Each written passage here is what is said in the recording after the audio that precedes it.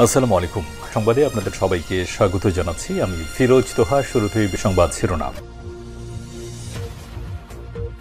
বাংলাদেশের সর্বশেষ গুরুত্বপূর্ণ আপডেট সংবাদ আপনাকে স্বাগত। শুরুতেই সংবাদ শিরোনাম, পরে বিস্তারিত। শুরুতেই জানাবো, দেশে এক নারীর দেহে HMPV ভাইরাসের সন্ধান পাওয়া গেছে। ভয়ানক দুঃসংবাদ, এবার বাংলাদেশও শনাক্ত করা হলো চীনে আতঙ্ক ছড়ানো হিউম্যান মেটোনিউমি ভাইরাস HMPV আক্রান্ত ব্যক্তি একজন নারী। তিনি কিশোরগঞ্জের ভৈরবের বাসিন্দা বলে জানা গেছে। আজ রোববার সরকারি রোগতত্ত্ব, রোগ নিয়ন্ত্রণ ও গবেষণা প্রতিষ্ঠান ভাইরোলজি বিভাগের প্রধান ডক্টর আহমেদ নওশের আলম গণমাধ্যমকে সব তথ্য নিশ্চিত করেছেন। এরপর জানাবো, শেখ হাসিনা ও পুতুলসহ 16 জনের বিরুদ্ধে দুদকের মামলা। ক্ষমতার অপব্যবহার ও দুর্নীতির মাধ্যমে পূর্বাঞ্চলে 60 কাঠা প্লট বরাদ্দ নেয় শেখ হাসিনা এবং তার মেয়ে সাইমা ওয়াজেদ পুতুলসহ 16 জনের বিরুদ্ধে মামলা করেছে দুর্নীতি দমন কমিশন দুদক।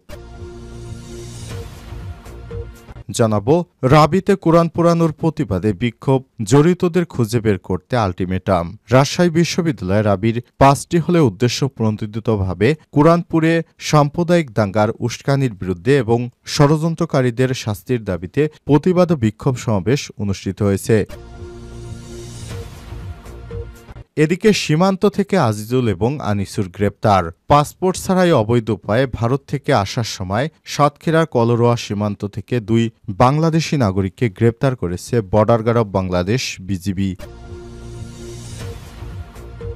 এবারে জানাবো, জানুয়ারির 11 দিনে এলো 73 কোটি 66 লক্ষ ডলার রেমিটেন্স।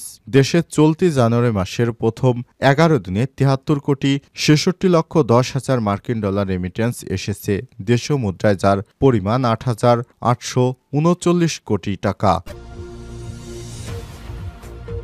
এবং সর্বশেষ জানাবো, হাসিনার চুক্তিতে সীমান্তে বিএসএফের কাঁটাতারের বেড়া। লালমনিরহাটের পাটগ্রাম দহগ্রাম সীমান্তে কাঁটাতারের বেড়া নির্মাণ নিয়ে গত কয়েকদিন ধরে বিজিবি ও বিএসএফের মধ্যে উত্তেজনা বিরাজ করছে। বিজিবিকে বিএসএফ জানিয়েছে, শেখ হাসিনা সরকারের আমলে ভারত ও বাংলাদেশের মধ্যে সম্পাদিত দ্বিপক্ষীয় চুক্তির আলোকে তারা সীমান্তে বেড়া নির্মাণ করছেন। প্রিয় দর্শক, এতক্ষণ শুনছিলেন সংবাদ শিরোনাম, এবারে বিস্তারিত। তবে তার আগে বন্ধুরা, অনুরোধ থাকবে সংবাদটিতে একটি লাইক দিন।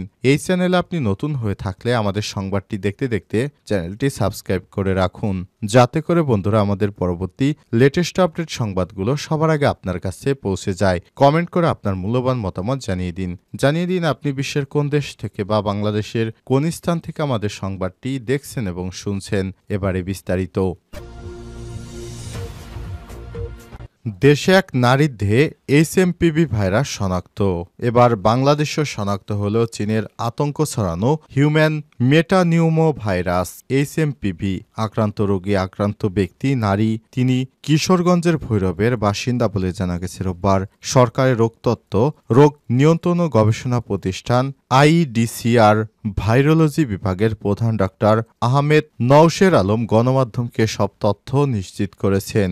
IEDCর নামতত্ত্ব প্রকাশে অনিচ্ছুক এক কর্মকর্তা গণমাধ্যমকে জানিয়েছে, গত শনিবার আমরা নতুন করে একজনের দেহে HMPV সংক্রমণের একটা রিপোর্ট পেয়েছি। তিনি HMPV-তে আক্রান্ত, পাশাপাশি ক্লেবসিয়েলা হিউম্যানেতেও আক্রান্ত। এ সময় তিনি বলেছেন, তিনি দেশে আক্রান্ত হয়েছেন কারণ তার কোনো বিদেশ ভ্রমণের ইতিহাস নেই। এটা খুবই স্বাভাবিক ব্যাপার। হিউম্যান মেটানিউমো ভাইরাস বাংলাদেশে অনেক আগে থেকেই আছে, তাই এটা নিয়ে নতুন করে আতঙ্ক হওয়ার কিছু নেই। সম্প্রতি ভারতেও HMPV ভাইরাসের প্রকোপ দেখা দিয়েছে। ভাইরাসটি প্রবেশ ঠেকাতে গত সপ্তাহে দেশে স্থলপথ ও আকাশপথ দিয়ে সতর্কতা জারি করেছে স্বাস্থ্য পরিবার পরিকল্পনা মন্ত্রণালয়। শেখ হাসিনা পুতুলসহ 16 জনের বিরুদ্ধে দুদকের মামলা। ক্ষমতার অপব্যবহার ও দুর্নীতির মাধ্যমে পূর্বাঞ্চলে 60 কাঠা প্লট বরাদ্দ নেয়ার অভিযোগে শেখ হাসিনা এবং তার মেয়ে সাইমা ওয়াজেদ পুতুলসহ 16 জনের বিরুদ্ধে মামলা করেছে দুর্নীতি দমন কমিশন দুদক। রোববার 12 জানুয়ারি দণ্ডবিধি 1860-এর 5টি ধারাসহ দুর্নীতির প্রতিরোধ আইন 1947-এর 5/2 ধারায় তাদের বিরুদ্ধে অভিযোগ এনে মামলা দায়ের করা হয়েছে। শেখ হাসিনা ছাড়াও মামলার আসামিরা হলেন তার কন্যা সাইমা ওয়াজেদ পুতুল, জাতীয় গৃহায়ন এবং গণপূর্ত মন্ত্রণালয়ের প্রশাসনিক কর্মকর্তা মোহাম্মদ সাইফুল ইসলাম সরকার, একই মন্ত্রণালয়ের সিনিয়র সহকারী সচিব পূরবী গোলদার, অতিরিক্ত সচিব প্রশাসন কাজী ওয়াইসুদ্দিন, সচিব মোহাম্মদ শহীদুল্লাহ খন্দকার, রাজুকের সাবেক চেয়ারম্যান মোহাম্মদ আনিসুর রহমান মিয়া, প্রতিষ্ঠানটির সাবেক সদস্য এস্টেট ও ভূমি মোহাম্মদ খুরশিদ আলম, সদস্য প্রশাসন ও অর্থ কবির আল আসাদ, সদস্য উন্নয়ন নিয়ন্ত্রণ তন্ময় দাস ও সাবেক সদস্য পরিকল্পনা মোহাম্মদ নাসির উদ্দিন। এছাড়াও মামলার অপর আসামিরা হলেন রাজুকের সাবেক সদস্য উন্নয়ন অবসরপ্রাপ্ত মেজর ইঞ্জিনিয়ার শামসুদ্দিন আহমেদ চৌধুরী, উপপরিচালক এস্টেট ও ভূমি ৩ মোহাম্মদ হাফিজুর রহমান, রাজুকের এস্টেট ভূমি ৩-এর উপপরিচালক হাবিবুর রহমান, পরিচালক এস্টেট ভূমি ২ শেখ শাহিনুল ইসলাম ও সদস্য এস্টেট ভূমি মোহাম্মদ নুরুল ইসলাম। রাবিতে কোরআন পোড়ানোর প্রতিবাদে বিক্ষোভ ও জড়িতদের খুঁজে বের করতে আলটিমেটাম।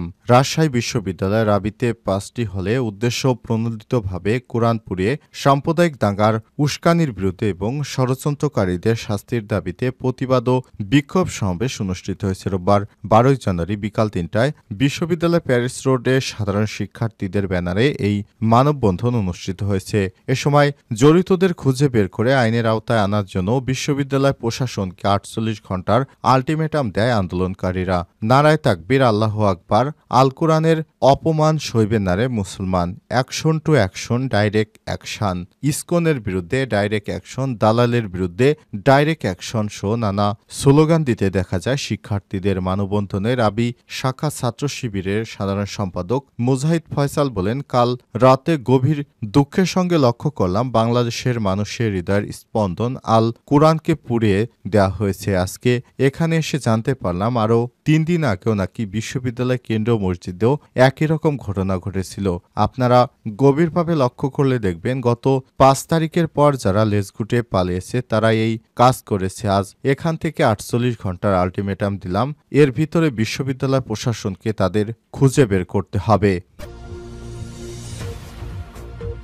সীমান্ত থেকে আজিজুল ও আনিসুর গ্রেপ্তার। পাসপোর্ট ছাড়াই অবৈধ উপায়ে ভারত থেকে আসার সময় সাতক্ষীরার কলরোয়া সীমান্ত থেকে ২ বাংলাদেশি নাগরিককে গ্রেপ্তার করেছে border guard of Bangladesh BGB. রোববার ১২ জানুয়ারি ভোর ৫টার দিকে উপজেলার চান্দুরিয়া গোয়ালপাড়া এলাকা থেকে তাদের গ্রেপ্তার করা হয়। ৩৩ বিজিবি ব্যাটালিয়নের অধিনায়ক লেফটেন্যান্ট কর্নেল আশরাফুল হক স্বাক্ষরিত এক সংবাদ বিজ্ঞপ্তিতে সব তথ্য জানানো হয়েছে।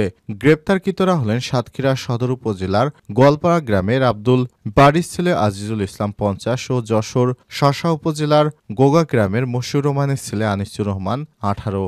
বিজ্ঞপ্তিতে বিজিবি জানায়, গোপন সূত্রের ভিত্তিতে বিজিবি খবর পায় ভারত থেকে কয়েকজন অবৈধভাবে বাংলাদেশে ঢুকে পড়েছে। এর ভিত্তিতে কলরোয়া উপজেলার চান্দুরিয়া বিওপির একটি দল কলরোয়ার চান্দুরিয়া গোয়ালপাড়া এলাকায় অভিযান চালিয়ে সীমান্তের ওই পার থেকে আসা ২ জনকে গ্রেপ্তার করে। পরে জিজ্ঞাসাবাদে ও স্থানীয় তথ্যের ভিত্তিতে তাদের নাম ঠিকানা পাওয়া যায়। জানা যায়, পাসপোর্টবিহীন অবৈধভাবে সীমান্ত পারাপারের অভিযোগে ওই ২ জনকে আসামি করে কলরোয়া থানায় মামলা দায়ের করেছে চান্দুরিয়া বিউপির হাবিলদার নাসির উদ্দিন। পরে তাদের কলরোয়া থানায় হস্তান্তর করা হয়। এ বিষয়ে কলরোয়া থানার officer in charge OC Shamsul Arefin বলেছেন, অবৈধভাবে সীমান্ত পেরিয়ে ভারত থেকে বাংলাদেশে যাতায়াতের অভিযোগে থানায় একটি মামলা দায়ের করা হয়েছে। ওই মামলায় ২ আসামিকে থানায় হস্তান্তর করেছে বিজিবি।